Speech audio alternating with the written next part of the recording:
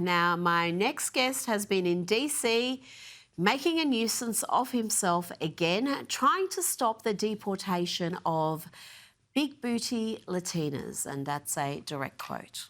Please! Let our big booty Latinas stay! I love you!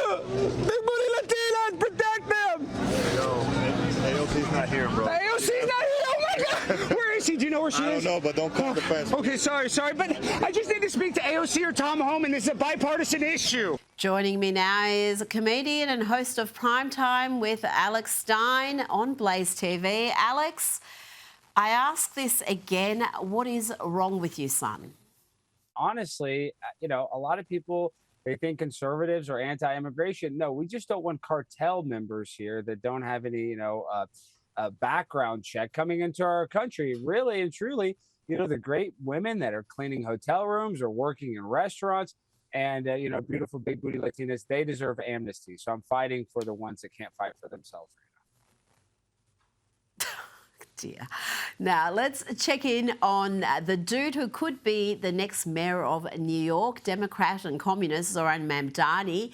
Here he displays his masculine energy, his raw strength. Brace yourselves, ladies. You're about to be underwhelmed. This is how you move up in the polls. Yeah! Yeah!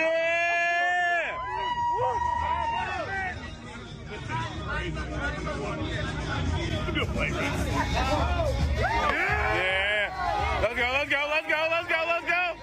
Yeah! Let me get one more. Let me get three. Yeah! 3. Alex, he didn't even do a single rep unassisted, let alone 3. You've got to say that was pretty pathetic. That was very embarrassing. I mean, he should be ashamed. And he's from Africa. You'd think he'd have some strength to be able to do 135 pounds. You think that would be very easy for a normal, adult male that's in decent shape.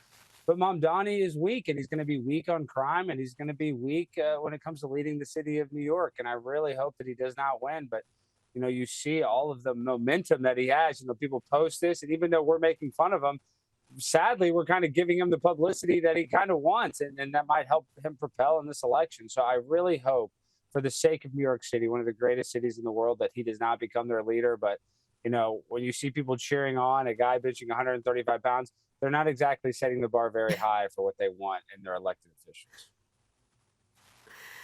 Now, let's see what's happening in Minneapolis. The mayor there, Jacob Frey, is doing whatever this is.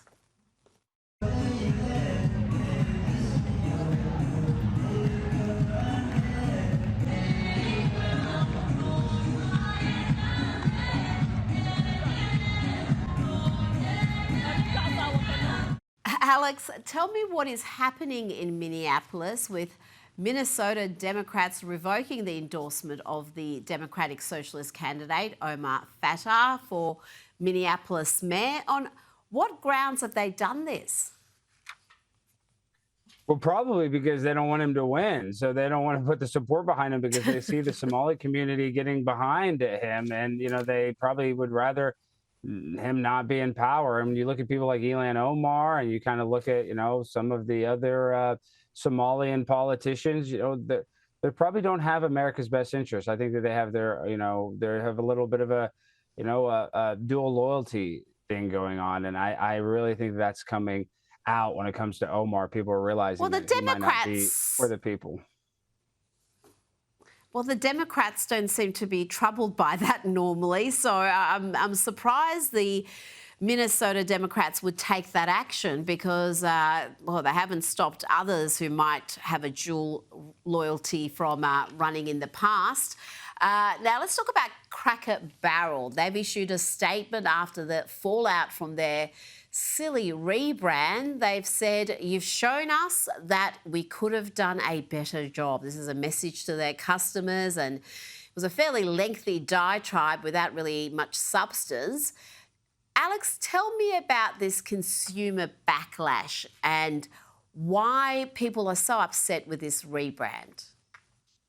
Well, I think this is some of the greatest 5D chess marketing ever. They kind of got everybody in, up in a fit about them rebranding, and then now they're saying they're going to keep Uncle Herschel on the menu and they're not going to take him off. And there is actually a conspiracy behind this. It's not when these big legacy brands change their logo to a very simplistic version of their old logo.